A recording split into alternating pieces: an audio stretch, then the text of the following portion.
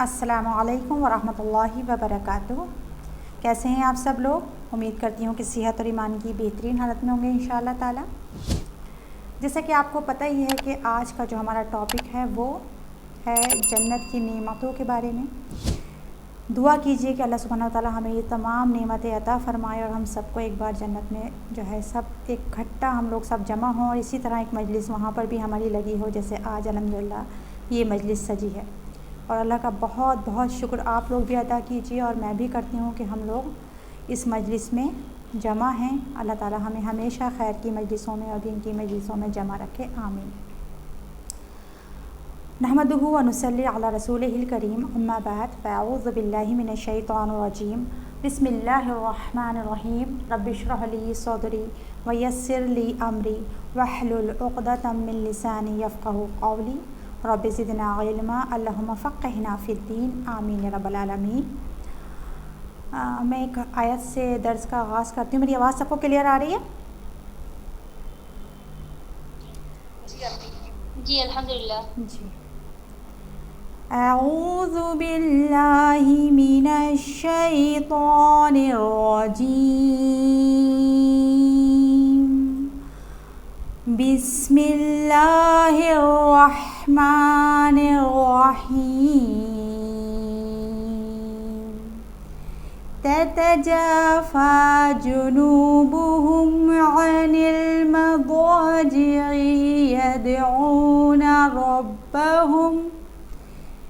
يدعون ربهم خوفا وطمعا ومما رزقناهم ينفقون، فلا تعلم نفس ما أخفي لهم من قرة أعين جزاء بما كانوا يعملون، أفمن كان مؤمنا كمن كان فاسقا لا يستوون، أما الذين آمنوا وعملوا الصالحات فلهم جنات المأوى نزلا بما كانوا يعملون۔ صدق اللہ العظیم۔ اللہ سبحانہ و تعالیٰ فرماتے ہیں اس آیت میں تتجافى جنوبهم کے بعد جو ہے فلا تعلم نفس میں، کہ اور نہیں جانتا کوئی نفس جو چھپا کے رکھا ہے اللہ تعالیٰ نے ان کی آنکھوں کی ٹھنڈک میں سے، جزا ہے اس کی جو وہ عمل کرتے تھے۔ یعنی کہ جو آج ہم باتیں سنیں گے وہ باتیں کسی آنکھ نے نہیں دیکھی ہیں، کسی کان نے نہیں سنی ہیں، کسی بشر پر کے دل پر اس کا خیال نہیں گزرا ہے۔ ہم جو بھی بات کریں گے انشاءاللہ تعالیٰ وہ قرآن اور حدیث کی روشنی میں کریں گے۔ اللہ سبحانہ و تعالیٰ ہمیں حق بات کہنے کی توفیق عطا فرمائے، آمین۔ کیونکہ وہ چیز جو ہم بیان کر رہے ہیں وہ غیب سے تعلق رکھتی ہے، اور غیب ہمارے وہی ہے جو ہم نے دیکھا نہیں، الغیب ہے جنت جو ہے۔ تو جو بھی چیز ہم بیان کریں گے وہ ہم میں سے کسی نے نہیں دیکھی ہے، اور ہم جو بیان کریں گے وہ صرف اور صرف قرآن اور حدیث کی روشنی میں ہی ہوگا انشاءاللہ تعالیٰ۔ تو دعا کریں سب سے پہلے کہ اللہ سبحانہ و تعالیٰ ہمیں آخرت کا شوق اور ذوق اور جنت میں جانے کی فکر جو ہے ہمارے اوپر لا دے، ہمیں ڈال دے ہمارے اوپر، اور ہمیں اس خوبصورت جنت میں جس کا آج ہم ڈسکرپشن سنیں گے اس میں داخل فرما دے، آمین یا رب العالمین۔ اللہ تعالیٰ نے قرآن بھیجا ہمیں، اور قرآن کو بھیجتے ہی میں بتا دیا کہ ذالک الکتاب لا ریب فیہ ھدی للمتقین، ہے نا۔ قرآن ہدایت کے لیے آیا، پھر پوچھا گیا کہ ہدایت کس کو ملے گی، تو بتا دیا گیا متقین کو ملے گی، اور متقین کے لیے ہی اللہ تعالیٰ نے جنت کو تیار کر رکھا ہے۔ سورہ آل عمران آیت نمبر 133 میں اللہ تعالیٰ فرماتے ہیں وَسَارِعُوا، اور بھاگو دوڑو الی مغفرت کی طرف، اللہ کی بھاگو دوڑو اپنے رب کی، وجنہ، اور جنت کی طرف بھاگو، جس کا عرض ہی جو کتنا ہے السماواتی والارض، آسمان اور زمین کے برابر جس کا عرض ہے، اعدت للمتقین، اور جو متقیوں کے لیے تیار کی گئی ہے۔ تو اللہ سے دعا کریں کہ اللہ ہمیں ہدایت دے اور ہدایت کے ذریعے ہمیں متقی بنا دے، اور اللہ تعالیٰ جو ہے ہمیں جنت الفردوس میں داخل فرما دے۔ اللہم انی اسألک جنت الفردوس، آمین یا رب العالمین۔ جنت جو ہے وہ اللہ کی رحمت ہے، جیسا کہ آپ کو پتہ ہی ہے کہ جنت جو ہے اللہ تعالیٰ بار بار فرما رہے ہیں کہ بما کانوا یعملون، ہے نا، آپ کو مطلب یہ جزا ہوگی اس کس چیز کی جو آپ عمل کرتے ہیں، یا یہ جزا ہوگی صابرون کے لیے۔ لیکن کتنے ہی اچھے ہم عمل کر لیں، جنت میں جب تک اللہ کی رحمت نہیں ہوگی انسان داخل نہیں ہو سکتا۔ تو عمل بھی کرنا ہے اور جنت کے لیے جو ہے اللہ تعالیٰ کی رحمت کی بھی دعا مانگنی ہے کہ اللہ تعالیٰ ہمیں اپنی رحمت عطا فرما دے جس کے ذریعے ہم جنت میں داخل ہو جائیں۔ وہ بھی آپ نے حدیث ضرور سنی ہوگی کہ جنت کا راستہ جو ہے، جب آپ صلی اللہ علیہ وسلم کو معراج پہ جنت کو دکھایا گیا تھا تو آپ نے دیکھا کہ جنت اتنی حسین ہے، اتنی خوبصورت ہے، لیکن جب راستے کو دیکھا تو آپ نے کہا کہ اس کا راستہ تو بہت مشکل ہے، میرے امتی یہاں تک کیسے آئیں گے؟ تو فرمایا جو علم کے راستے پہ چلے گا اللہ تعالیٰ اس کے لیے جنت کا راستہ آسان کر دے گا انشاءاللہ۔ تو ہمیں بھی دین کا علم سیکھنا ہے، قرآن و سنت کا علم سیکھنا ہے اور اس راستے پہ چلنا ہے تاکہ ہمارے لیے اللہ تعالیٰ اس جنت کے راستے کو آسان فرما دے۔ اور جنت کا جو راستہ ہے وہ ناپسندیدہ چیزوں سے گھرا ہوا ہے۔ ایسا ہو نہیں سکتا کہ آپ دنیا میں بھی عیش کریں، من مرضیاں کریں، من موجیاں کریں، اللہ کی نافرمانیاں کریں، اور آپ سوچیں کہ میں جنت میں بھی چلا جاؤں اور وہاں پہ بھی عیش اٹھا لوں، تو ایسا نہیں ہو سکتا، ٹھیک ہے۔ جامع ترمذی کی ایک حدیث کے مفہوم میں آتا ہے کہ میں نے جنت کی طرف بھاگنے والے کو چین سے سوتے نہیں دیکھا۔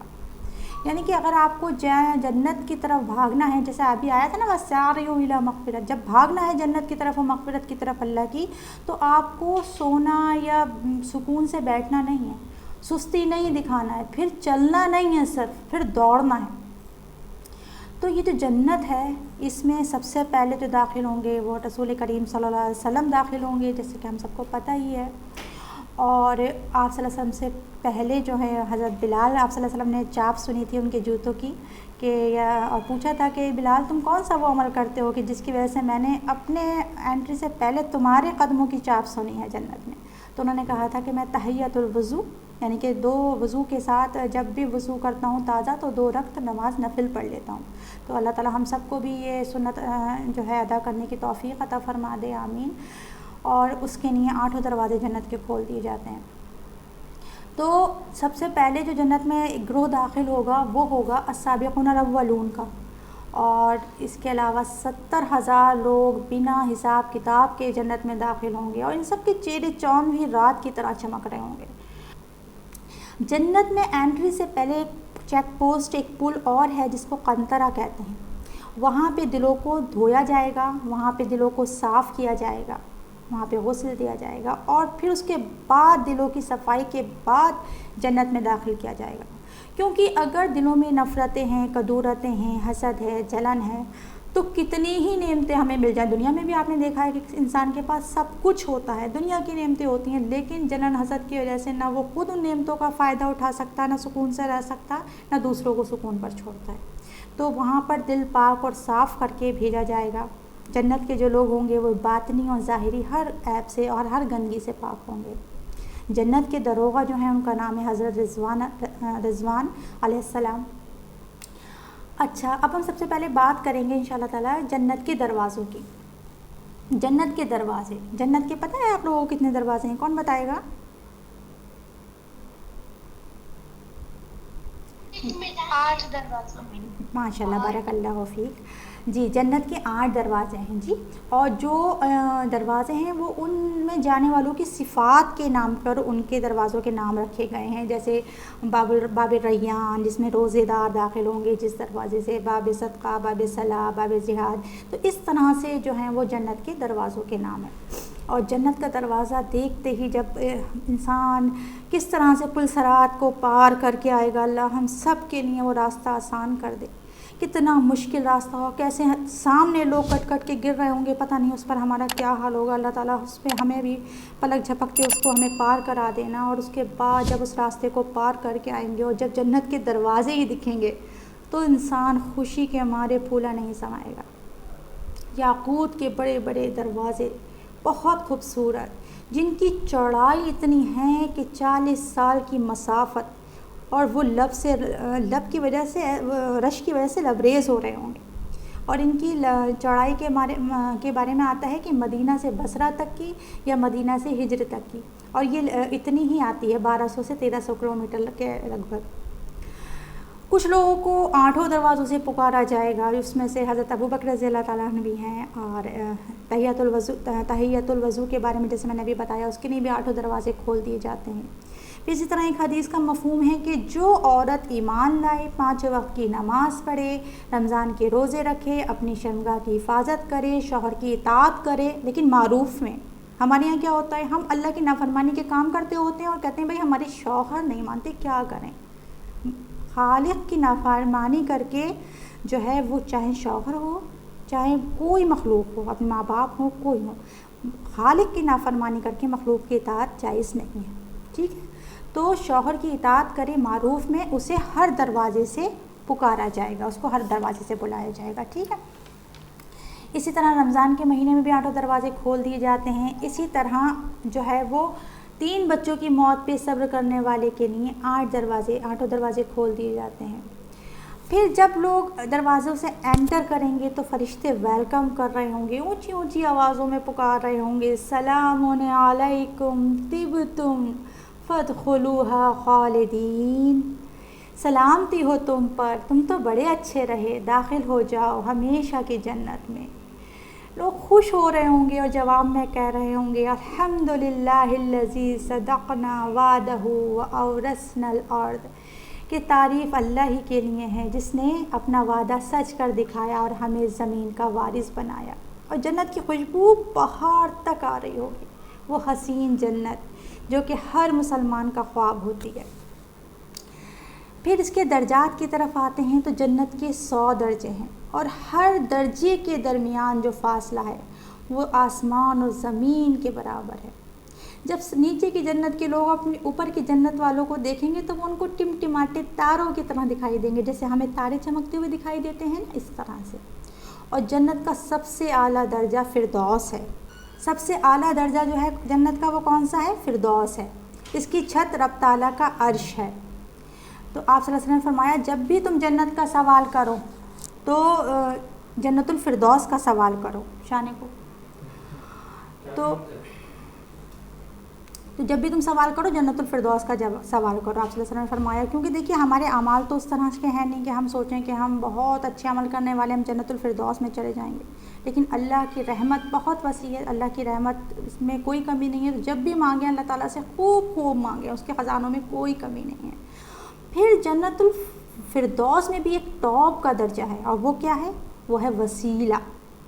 آپ صلی اللہ علیہ وسلم نے فرمایا کہ وسیلہ بہشت میں ایک درجہ ہے جو بندگان الہی میں صرف ایک بندے کے لائق ہے، اور میں امید کرتا ہوں کہ وہ بندہ میں ہی ہوں۔ لہٰذا جب تم اذان سنو تو اذان کو دہراؤ، اس کے بعد درود مجھ پہ بھیجو اور میرے لیے وسیلے کی دعا مانگو۔ جو یہ کرے گا اس کے لیے کیا ہوگی؟ میری شفاعت واجب ہو جائے گی۔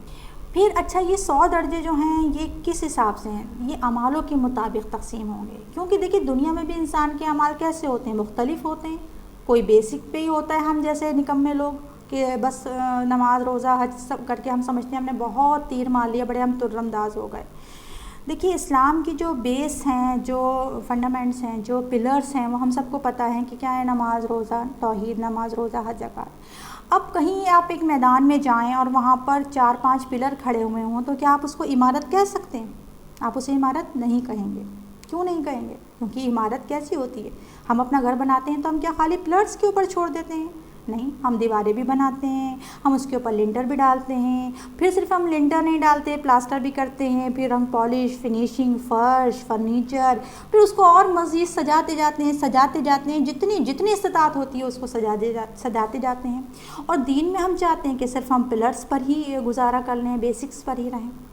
تو دیکھیے بیسک پلرز کے بغیر تو کوئی عمارت کا تصور ہی نہیں ہے۔ اب یہ نہیں ہے کہ آپ سوچیں کہ نماز روزہ چھوڑ دیں، نہیں، اس کا مطلب یہ ہے کہ نماز روزہ حج زکوٰۃ اور لا الہ الا اللہ یعنی توحید کے علاوہ بھی دوڑیں بھاگیں، سجائیں اپنے ایمان کو، بھاگیں، کیونکہ میں جیسے بھی بات کر رہی تھی کہ کوئی صرف بیسک پہ زندگی گزارتا ہے، کوئی اس سے آگے بڑھ کر گزارتا ہے، کوئی دوڑ رہا ہوتا ہے، کوئی بھاگ رہا ہوتا ہے تیز سے، اور کوئی کچھوے جیسا ہم جیسا ہوتا ہے کہ بس رینگ رہے ہیں، ہلکے ہلکے چل رہے ہیں، اور کوئی ایسا ہوتا ہے جو ہر لمحے اپنے رب کی رضا کی تلاش میں رہتا ہے۔ کسی کی نیتوں میں کھوٹ ہوتا ہے تو کسی کی نیتیں اتنی خالص ہوتی ہیں کہ وہ ایک ایک کام کرتا ہے تو سوچتا ہے کہ میں اپنے رب کا چہرہ پالوں۔ تو اسی طرح جیسے جیسے اعمال ہوں گے، جیسے جیسے اخلاص ہوں گے، نیت ہوں گی، ویسے ویسے جنت میں یہ درجے ملیں گے۔ پھر جنت کے محل جنتیوں کے اعمالوں کے حساب سے بھی ملیں گے نا، جیسے جیسے اعمال ہوں گے، جیسے بھی بات ہوئی۔ اچھا، سب سے چھوٹے درجے کے جنتی کو کیا ملے گا پتہ ہے آپ کو؟ سب سے، یہ بڑی پیاری حدیث ہے، اور اس حدیث کا نام ہے حدیث الدحد، یعنی کہ ہنسنے والی حدیث۔ اور سارے کیونکہ آپ صلی اللہ علیہ وسلم نے جب اس حدیث کو بیان کیا تھا تو آپ صلی اللہ علیہ وسلم ہنسنے لگے تھے۔ تو سب سے چھوٹے درجے کا جنتی جو جہنم میں جل رہا ہوگا وہ دعا کرے گا، اے اللہ مجھے جہنم سے نکال دے، اے اللہ مجھے جہنم سے نکال دے، اور مجھے کچھ نہیں چاہیے، بس تو مجھے جہنم سے نکال دے۔ پھر اللہ جب چاہے گا اسے جہنم سے نجات دے دے گا، نکال دے گا۔ پھر جب وہ جہنم سے نکل جائے گا تو اس کو نکال کے جب باہر کر دیا جائے گا تو وہاں کچھ دوری پہ اللہ تعالیٰ ایک سائے دار درخت لگا دے گا۔ وہ تھوڑی دیر تو وہاں سے نکل کر بیٹھے گا، پھر کہے گا اے اللہ اب تو نے مجھے جہنم سے تو نکال ہی دیا ہے، اب کم از کم اتنا کر دے کہ میں جو ہوں اس درخت کے نیچے مجھے بٹھا دے تاکہ مجھے اس کا سایہ مل جائے۔ اللہ سبحانہ تعالیٰ فرمائیں گے اس کے بعد تو مجھ سے کچھ نہیں مانگے گا؟ نہیں اللہ تعالیٰ اب کچھ نہیں مانگوں گا، بس مجھے جو ہے وہ بس اس درخت تک پہنچا دے۔ پھر وہ اللہ تعالیٰ اس کو اس درخت تک پہنچا دیں گے، پھر اس کو اس سے بڑا ایک درخت دکھ جائے گا، وہ پھر اللہ سے خوش آمدید کرے گا، دعائیں کرے گا، اللہ بس اس درخت تک پہنچا دے، اب اس کے بعد کچھ نہیں مانگوں گا۔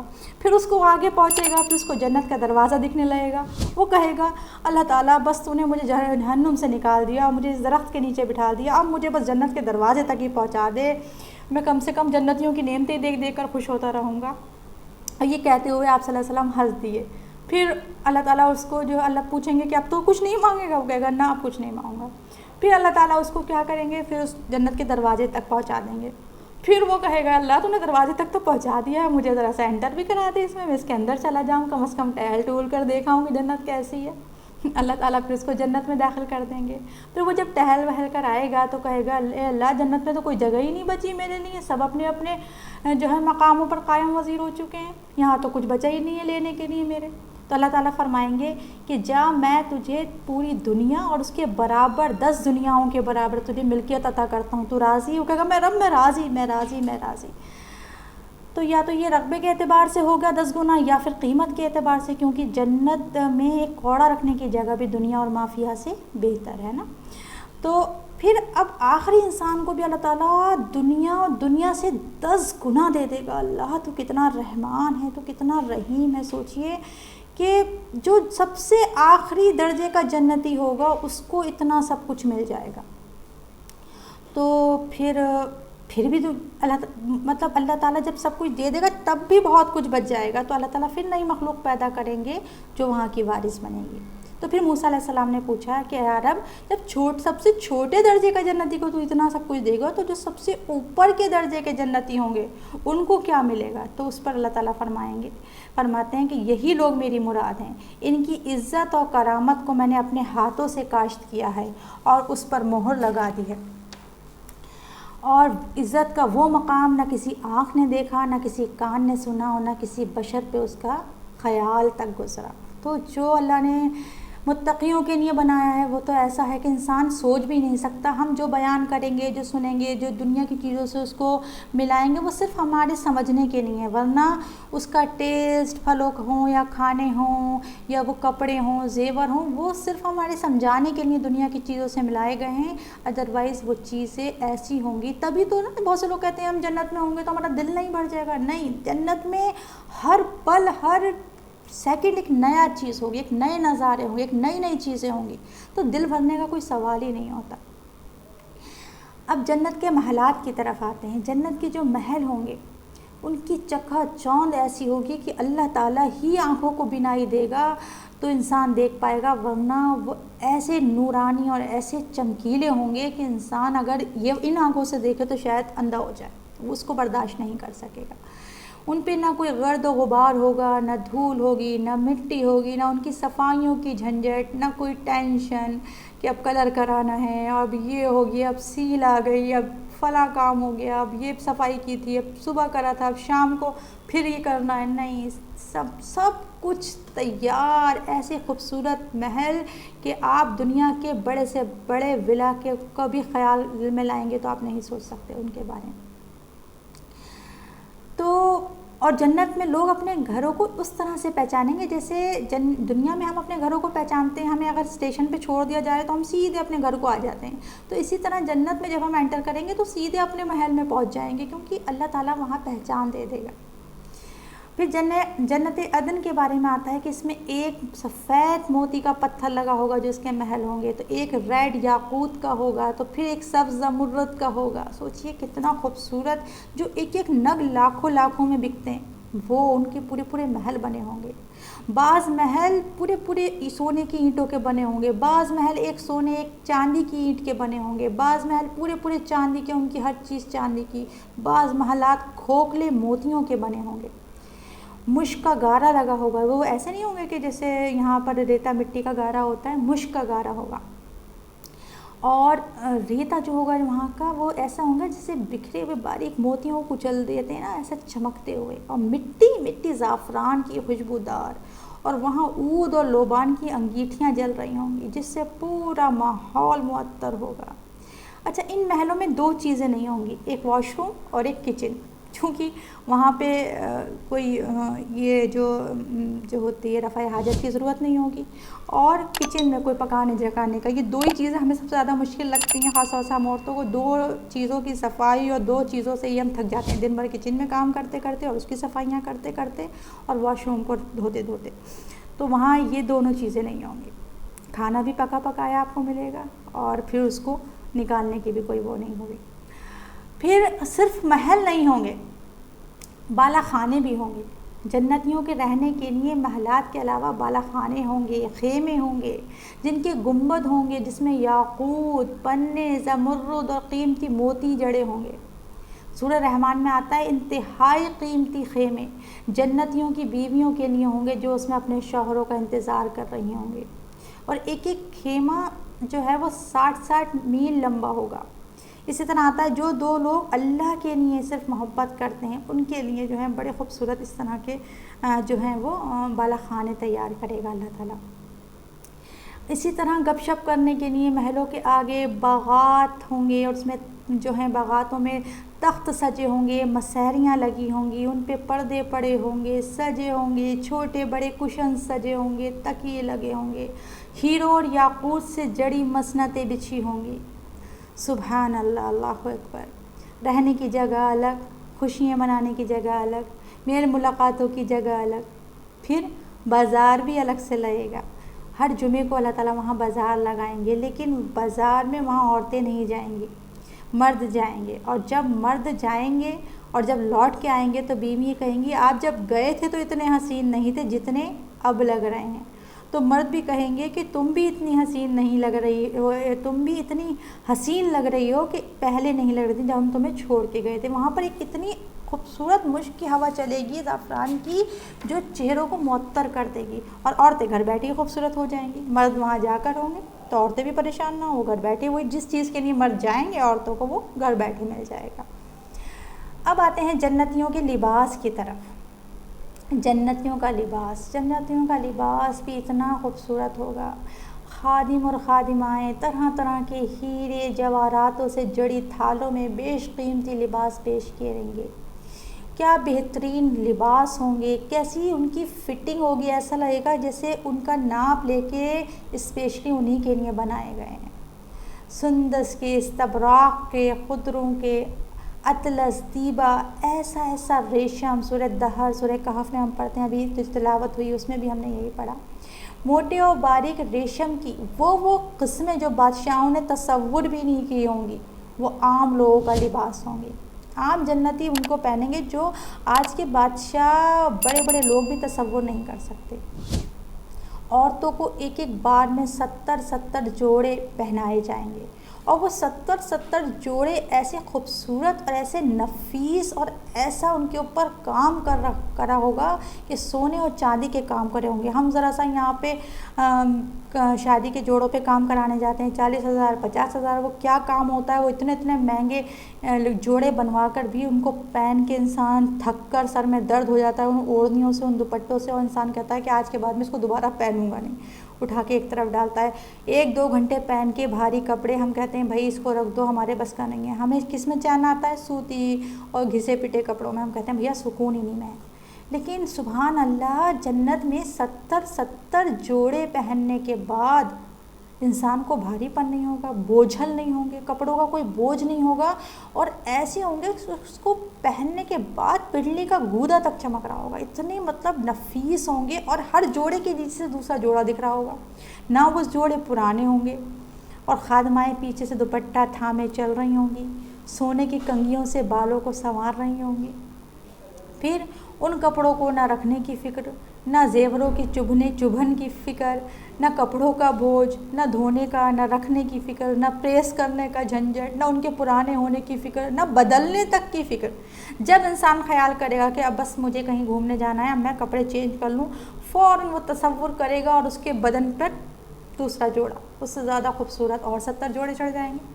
سبحان اللہ. واقعی میں ہم اپنے رب کی کون سی نعمتوں کو جھٹلائیں گے؟ جو دنیا میں بھی اس نے ہمیں بے شمار نعمتیں دی ہیں، اور جنت کی بھی نعمتیں تو ایسی ہیں کہ واقعی میں کہ تبھی تو انسان کی سانس سے الحمدللہ جاری ہو جائے گا، کیونکہ نہ وہاں نماز ہوگی، نہ روزہ ہوگا، نہ اور عبادات ہوں گی، بس اللہ کی تعریف ہی تعریف ہوگی کہ اس نے اتنی نعمتیں دے دیں اور اس جنت میں داخل کر دیا. پھر زیور کے بارے میں پڑھتے ہیں تو زیور ایسا ہے کہ زیور کہاں تک پہنایا جائے گا؟ جہاں تک انسان کا وضو کا پانی جاتا ہے، کونیوں تک، یعنی کہ چوڑیاں اور زیور اور جڑاؤ زیور، خوبصورت تاج. ایک کنگن کے بارے میں آتا ہے کہ ایک کنگن ایسا ہے کہ وہ سورج کو بھی پھیکا کر دیں.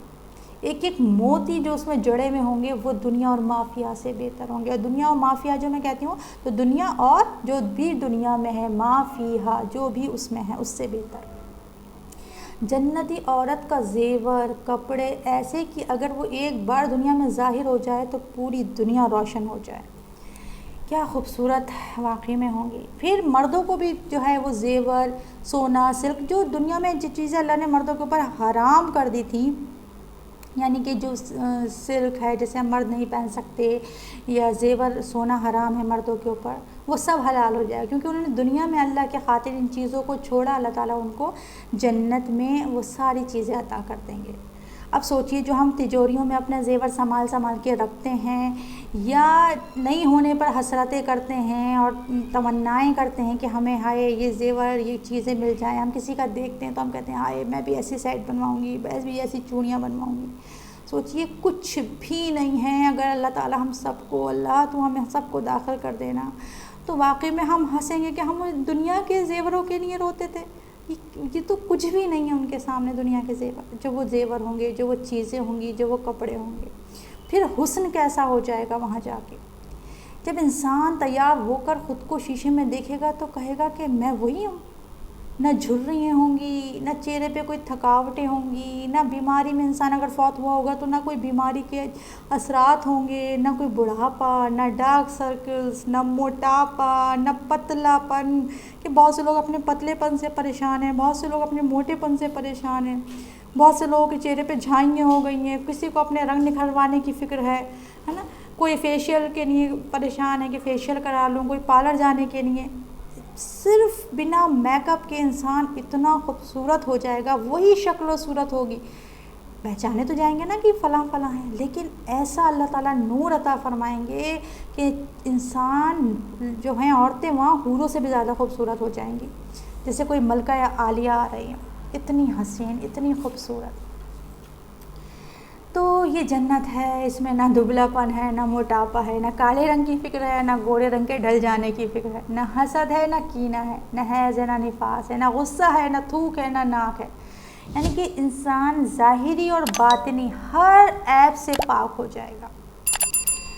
جنتی عورت کے بارے میں آتا ہے کہ وہ دنیا میں جھانک لے تو مشرق سے مغرب تک روشن ہو جائے، اور خوشبو ایسی کہ پوری دنیا معطر ہو جائے، اگر وہ خوشبو کا دنیا میں ذرا سا قطرہ بھی آ جائے اس کا تو سوچئے یہ حسن کس چیز کا ہوگا، یہ نور کس چیز کا ہوگا، یہ انسان کی جو دنیا میں عبادات کرتا ہے، جو روزے نماز پڑھتا ہے، جو اللہ کے آگے آوزاری کرتا ہے نا، آتا ہے نا جزاء بما صبرتم جزاء بما کانوا یعملون، یہ ان سب کی جزا ہوگی۔ پھر ایک اعلان ہوگا، اور وہ اعلان فرشتے کیا کریں گے کہ اے جنتیوں تمہارے لیے خوشخبری، تم صحت مند رہو گے، تمہیں کبھی بیماری نہیں آئے گی، تم ہمیشہ زندہ رہو گے، تمہیں کبھی موت نہیں آئے گی، تم ہمیشہ جوان رہو گے، تمہیں کبھی بڑھاپا نہیں آئے گا، تم ہمیشہ عیش میں رہو گے، کبھی تمہارے پاس غم و تکلیف نہیں آئے گی۔ سوچئے یہ وہ سب چیزیں ہیں، یہ وہ نعمتیں ہیں جن کا چھننے کا ہمیں ہر وقت ڈر لگا رہتا ہے کہ کب ہماری صحت نہیں چلی جائے، ہم بیمار نہ ہو جائیں۔ کووڈ میں ہمارا کیا حال تھا، اب ہمارا کیا حال ہے، جو اتنا ڈینگو پھیلا ہوا ہے، اللہ تعالیٰ ہم سب کو محفوظ رکھے اور ہم سب کی حفاظت فرمائے۔ زندگی کا ہمیں کتنا وہ ہوتا ہے کہ ہائے ہمیں کوئی مار نہ دے، ہمیں کوئی لوٹ نہ لے، کوئی اپنا چلا جاتا ہے تو اس کا کیسا غم ہوتا ہے کہ وہ ہم سے بچھڑ گیا، نہ وہاں پر اپنوں سے بچھڑنے کا غم ہے نا، نہ وہاں پہ بڑھاپے کا غم کہ سفید بالوں کو ڈائی کرنا ہے، اپنی جھریوں کو چھپانا ہے، کوئی عمر پوچھ رہا ہے تو میں عمر اس کو کیا بتاؤں، ہے نا، کسی طرح کی یہ چیزیں نہیں ہوں گی۔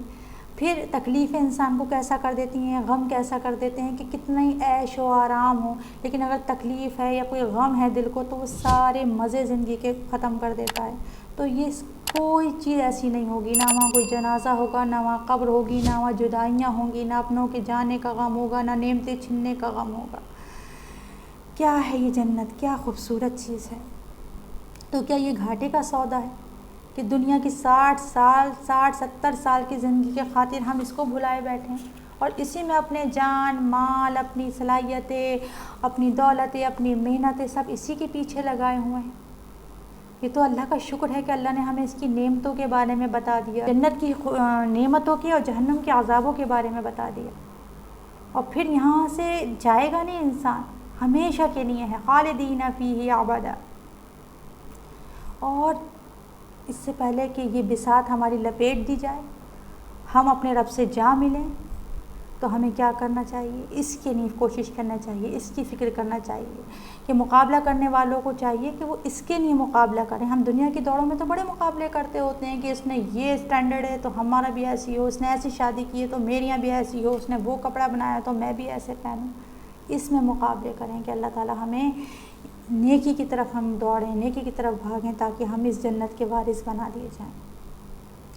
پھر جو ہیں اللہ تعالیٰ وہاں پہ شوہروں سے بھی ملوا دے گا، دنیا کی وہ جو ہماری ہر وقت کی تو میں شوہروں سے ہوتی ہے وہ وہاں جا کے اور زیادہ محبت بن جائے گی۔ دنیا میں ساری لڑائیاں جو ہوتی ہیں میاں بیوی کی وہ سب وہاں پہ محبتوں میں بدل جائیں گی، اور شوہر بھی اتنے ہی خوبصورت اور جوان ہو جائیں گے، اتنے حسین ہو جائیں گے، اور اللہ سبحانہ و تعالیٰ دلوں میں اور زیادہ محبت ڈال دے گا۔ بیویاں شوہروں کے ساتھ ہاتھ میں ہاتھ ڈالے گھوم رہی ہوں گی، اور سب کی الگ الگ سلطنتیں ہوں گی، کوئی کسی پہ ڈپینڈ بھی نہیں ہوگا۔ اور جیسے کچھ لوگوں کی یہ ہوتا ہے کہ 2 شوہر ہوتے ہیں یا 3 ہوتے ہیں، کسی کا خدا نہ کرے کہ ڈیورس ہو گیا یا کسی کی انتقال ہو گیا شوہر کا پہلے، تو پھر اللہ تعالیٰ اس عورت کو یہ دے گا موقع کہ وہ خود چنے کہ اسے کس شوہر کے ساتھ رہنا ہے، جو اس کے ساتھ بہت اچھا تھا، جو اس کے ساتھ بہت محبت اور شفقت کے ساتھ رہتا تھا، اس کے ساتھ پھر وہ عورت جو ہے وہ چاہے گی تو رہے گی۔ اسی طرح صرف شوہروں سے نہیں ملیں گے، اولادوں سے بھی مل جائیں گے، ماں باپ سے بھی ملا دیں گے۔ سورہ طور میں اللہ تعالیٰ فرماتے ہیں اور وہ لوگ جو ایمان لائے اور پیروی کی ان کی اولاد نے ساتھ ایمان کے، اولادیں کون سی ملیں گی اپنے ماں باپ سے؟ جو ایمان میں پیروی کرنے والی ہوں گی، ایمان لانے والی ہوں گی، کافر ہوں یا مشرک ہوں یا منافق ہوں وہ نہیں، تو اللہ تعالیٰ ملا دے گا انہیں ان کے ساتھ، ان کی اولادوں کے ساتھ، اور نہ وہ کمی کرے گا ان سے ان کے اعمال میں کچھ بھی۔ یعنی کہ اللہ تعالیٰ سبحان اللہ یہ آیت جب میں نے پہلی بار پڑھی تھی تو مجھے اتنا اللہ کی رحمت پہ شکر آیا تھا کہ اللہ تعالیٰ کتنا رحمان و رحیم۔ اللہ تعالیٰ فرما رہے ہیں کہ ہم کمی نہیں کریں گے، مطلب کہ اگر ماں باپ آپ اونچے درجے پہ ہیں تو اور اولادیں نیچے درجے پہ ہیں، تو اللہ تعالیٰ ماں باپ سے ملانے کے لیے اولادوں کو اونچے درجے پہ پہنچا دے گا۔ اور اگر کسی کی اولادیں بہت نیک ہیں، نیک بخت ہیں، اور اولادیں اوپر کے درجوں پہ ہیں اور ماں باپ نیچے پہ ہیں، تو اللہ تعالیٰ ماں باپ کو اولادوں کے پاس اوپر پہنچا دے گا، یعنی کہ ملانے کے لیے کسی کو نچلے درجے پہ نہیں آنا پڑے گا۔ تو یہ اللہ کی رحمت ہی تو ہے، اور کیا ہے۔ پھر کھانے پینے کی طرف آتے ہیں، تو جنتیوں کو سب سے پہلے جو ہے وہ مچھلی کی کلیجی پیش کی جائے گی، اور اس کے کھانے کی خوشبو 40 سال کی مسافت سے آ رہی ہوگی، اور صرف خوشبو اچھی نہیں ہوگی، اس کا ڈیکوریشن، اس کا مزہ اتنا لذیذ، اور وہ جس طرح سے پیش کی جائے گی اتنی ٹیسٹی، کیونکہ دنیا میں تو ہم بہت سے لوگ مچھلی نہیں کھاتے ہیں، وہ کہیں گے مچھلی ملے گی، ہم تو دنیا میں مچھلی کھاتے نہیں ہیں، ہمیں تو بڑی پسند آتی ہے اس میں، نہیں، وہاں کی مچھلی بہت الگ ہی، میں نے کہا دنیا کی چیزوں سے ہم ان کو صرف سمجھنے کے لیے ملا سکتے ہیں، لیکن وہاں جو چیزیں ہوں گی وہ بالکل ہی الگ ہوں گی۔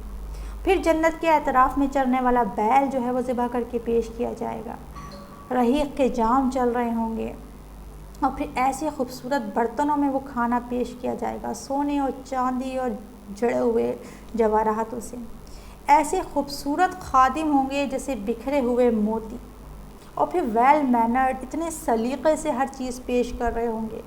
دنیا میں تو ہم کہتے ہیں بھائی پیٹ بھر گیا لیکن نیت نہیں بھر رہی ہے، کھانے کو دل بھی چاہتا ہے تو ہمارا پیٹ اور ہمارا جو ہوتا ہے وہ ہاضمہ ہمیں نہیں دیتا اجازت کہ ہم زیادہ کھائیں، لیکن وہاں جتنا چاہے کھاؤ پیو، کوئی بدہضمی نہیں، کوئی پیٹ خراب نہیں ہو رہا ہے، کوئی موٹاپے کی فکر نہیں، کوئی ڈائٹ کنٹرول کرنے کی فکر نہیں، اور بھوک پیاس نہیں ہوگی، صرف انجوائمنٹ کے لیے انسان کھائے گا وہاں۔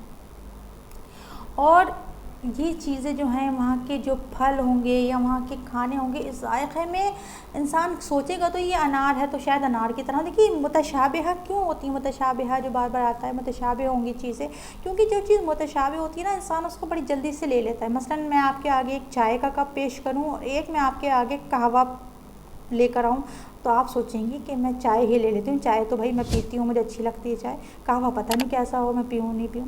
تو جو چیز ہماری پہچان کی ہوتی ہے، جان پہچان ہوتی ہے، وہ ہم آرام سے اس کو اٹھاتے ہیں، پیتے ہیں اور اس کو سمجھتے ہیں، تو اس لیے جو ہے متشابہ چیزوں کی بات آتی ہے، لیکن ان کے ذائقے ایسے ہیں کہ انسان تصور بھی نہیں کر سکتا۔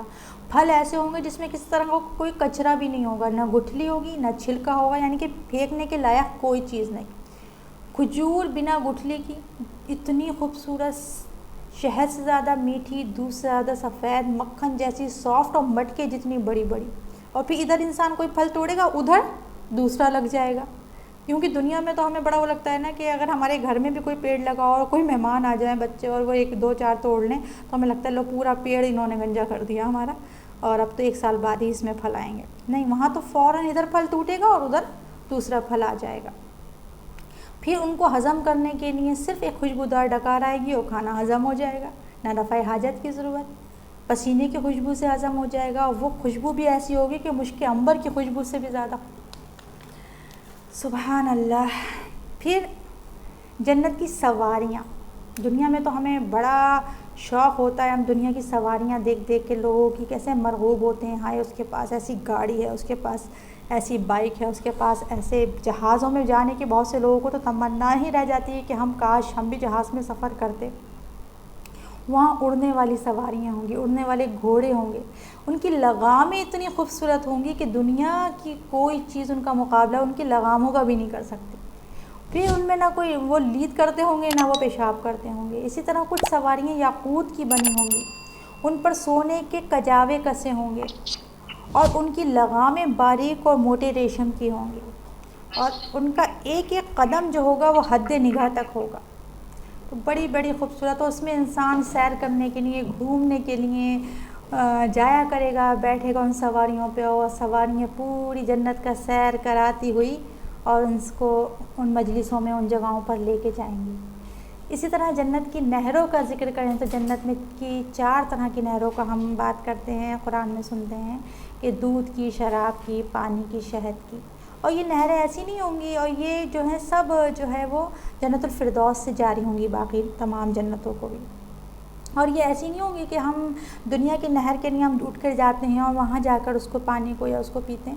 وہاں تو ہم اگر تخت پہ بیٹھے ہوں گے گاؤ لگائے اور ہمارا پینے کو یا کچھ ذرا سا سوچیں گے بھی کہ ہم لاؤ یہ دودھ پی لیں یا یہ پی لیں، وہ گھومتی ہوئی خود نہر ہمارے جو ہے ریچ میں ہمارے پاس آ جائے گی، ہمارے قریب آ جائے گی۔ اسی طرح پیڑ کا پھل کے بارے میں ہم سوچیں گے وہ ڈالیوں سمیت جھک کر ہمارے پاس آ جائے گا۔ سبحان اللہ، یہ جنت ہے، یہ میرے رب کی جنت ہے، یہ میرے رب کی رحمت ہے۔ پھر جنت کے جو درخت ہوں گے، جنت میں زیتون کے، انار کے، کھجوروں کے، بیری کے، کیلوں کے اور طرح طرح کے جنت درخت ہوں گے۔